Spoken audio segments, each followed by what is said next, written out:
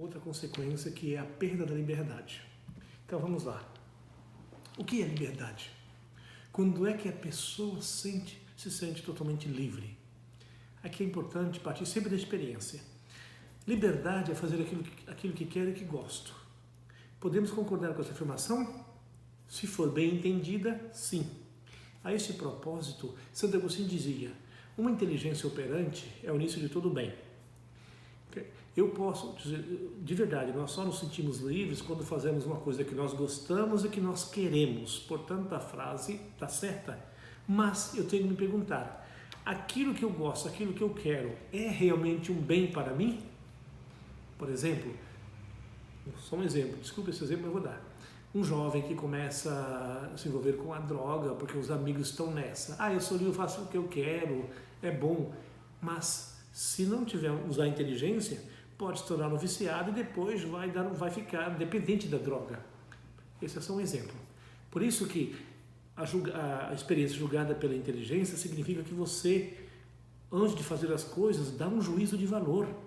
Compara aquilo que você vai fazer com as suas verdadeiras exigências humanas, de amor, de verdade, de realização, de felicidade. Será que aquilo que você gosta instintivamente vai te completar, vai te ajudar ou vai apenas confundir a sua vida? Por isso, como é verdade aquilo que Santo Agostinho está falando. De fato, é preciso refletir bem sobre aquilo que eu quero e aquilo que eu gosto, para ver se aquilo que eu quero e aquilo que eu gosto realmente é um bem para mim e para as pessoas com as quais eu convivo. Porque pode ser que uma coisa que eu queira também possa prejudicar os outros. E aí, desenvolver esse tema, a percepção da liberdade. Para compreender o que é a liberdade, nós devemos partir da experiência que temos de nos sentirmos livres. Experimentalmente, quando é que nós nos sentimos realmente livres? Quando fazemos uma coisa que nos satisfaz, que responde ao nosso anseio, satisfaz um desejo, uma coisa que nós queremos muito. Exemplo: você está terminando a faculdade, com a sua turma, você marca uma bela viagem, 15 dias no hotel Mediterrâneo, certo? E aí está tudo organizado, mas aí o seu pai perde o trabalho, perde o emprego, e aí fala com você: olha, você ia fazer essa viagem, mas a situação é complicada, você não vai mais a essa viagem. E você organizou aquela viagem um tempão. Você vai ficar muito triste, vai ficar nada livre.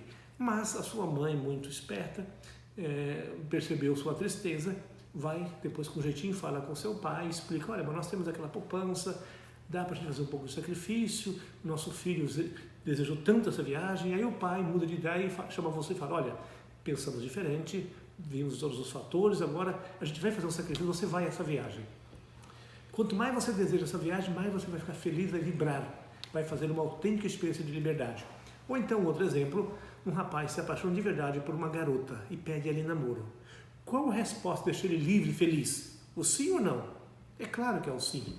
O não vai deixá-lo triste, deprimido. Logo, nós entendemos que a liberdade partindo da experiência. Mas só que eu não quero ser, e nós nos sentimos livres de verdade quando realizamos nosso desejo, quando uma coisa boa acontece. Mas eu não quero ser livre só por um final de semana, por uma noite. Ser livre não só 100, 200 ou 1000 ocasiões. Eu quero ser livre sempre. Livre, ou seja, a liberdade. E não um momento de liberdade. Desse modo, seguindo a indicação da experiência, é claro que a liberdade se nos apresenta como satisfação total, como realização plena do nosso eu. Quer dizer, a liberdade é a capacidade do fim, da totalidade, da realização plena.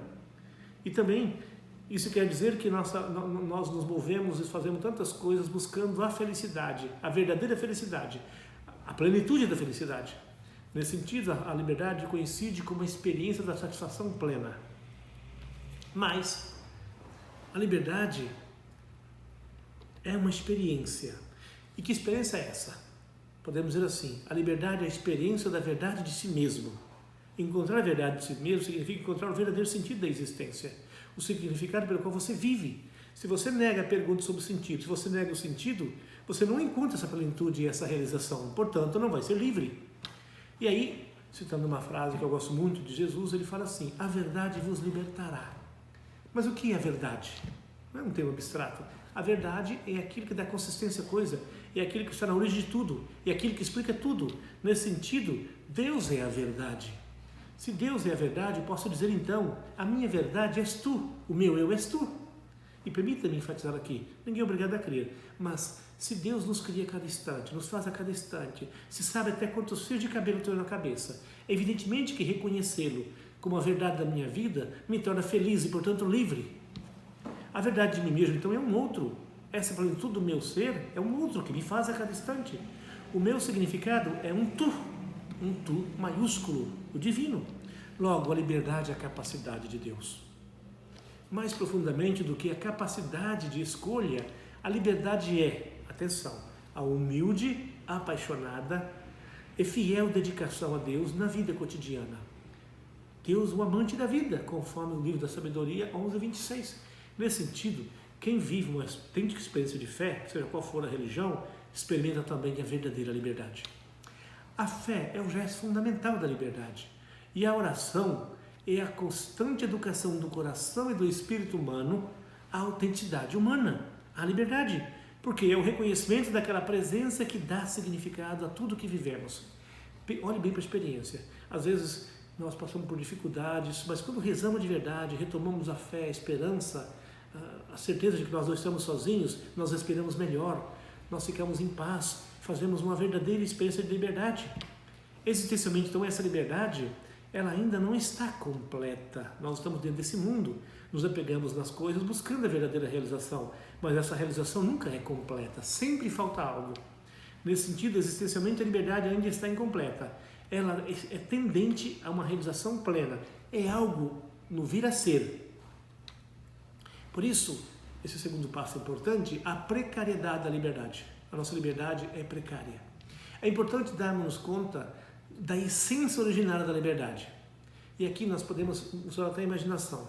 Imagina o cosmos como se fosse uma roda, que é uma coisa imensa. Dentro do cosmos está a Terra, dentro da Terra está você, que é um pontinho. Aquele pontinho invisível dentro do cosmos, certo? Esse pontinho sou eu, é você. Antes eu não existia, agora existo. E depois vou morrer, vou deixar de existir, pelo menos biologicamente. Se esse pontinho for apenas um grão de areia dentro da realidade, dentro do cosmos, se for apenas fruto de uma evolução material do cosmos, como antecedentes biológicos do meu pai e da minha mãe, a realidade pode fazer comigo o que ela quiser. Se eu for só mera extensão física, biológica, matemática dentro desse cosmos, aquele pontinho quase invisível. Mas em nível humano, essa realidade chama-se humanidade. Concretamente falando, essa humanidade chama-se sociedade. Nós fazemos parte do cosmos e dentro do cosmos fazemos parte de um país, de uma sociedade. No nosso caso, a sociedade brasileira. Mas a sociedade é certa ordem orgânica e é pelo poder que é mantida.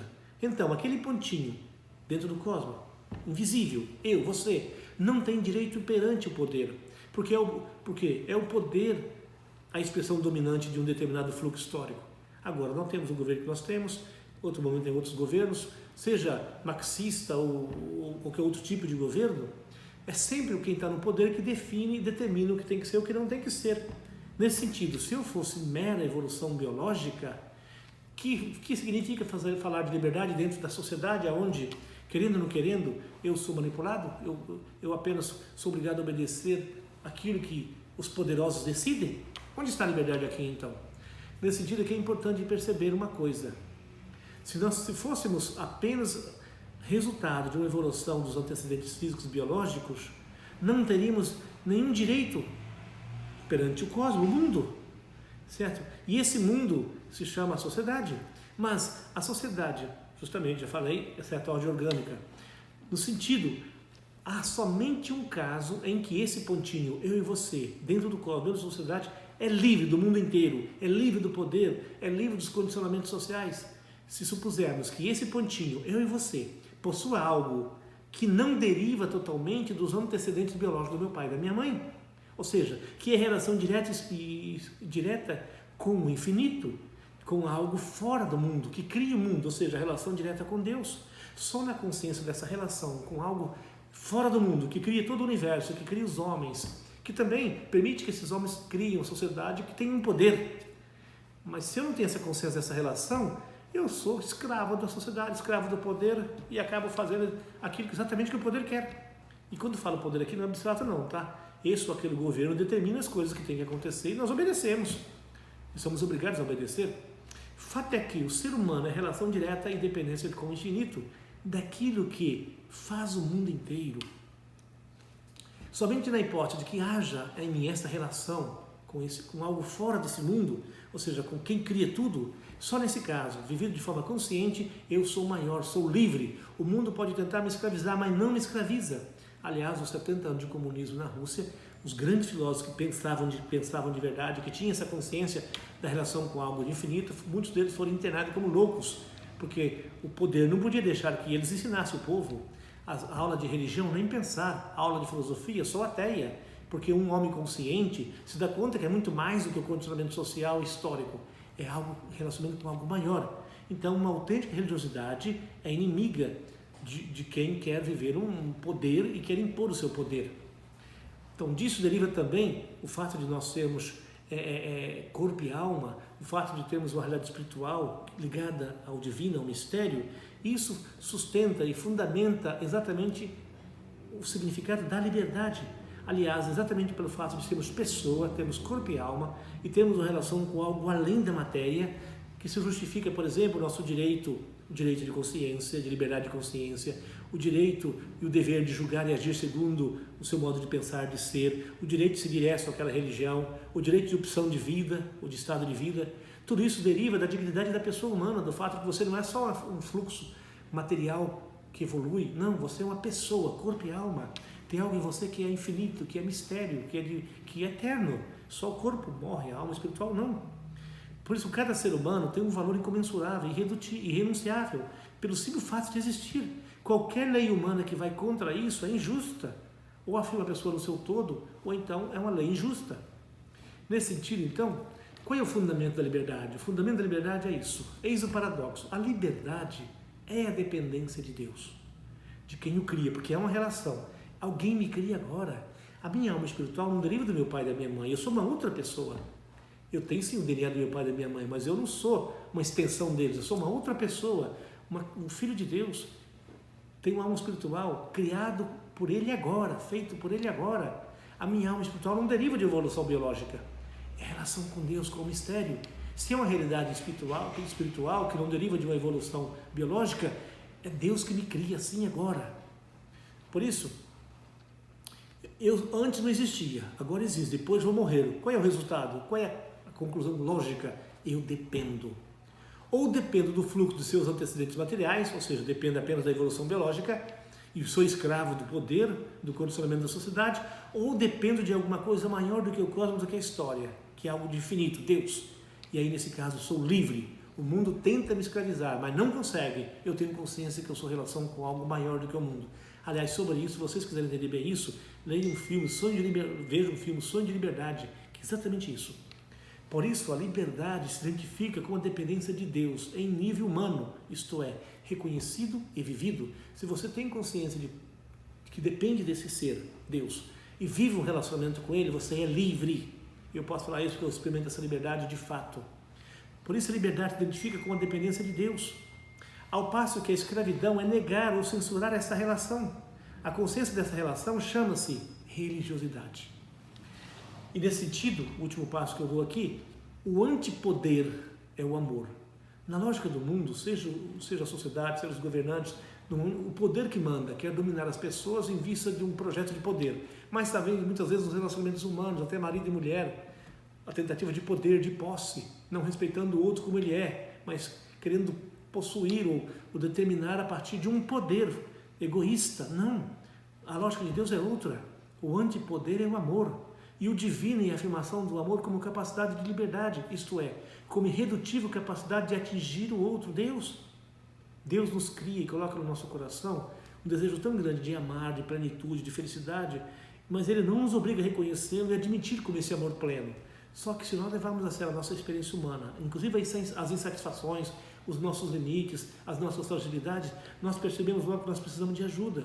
Precisamos ser sempre perdoados. Precisamos de alguma coisa que seja além daquilo que eu posso dominar ou acolher ou medir.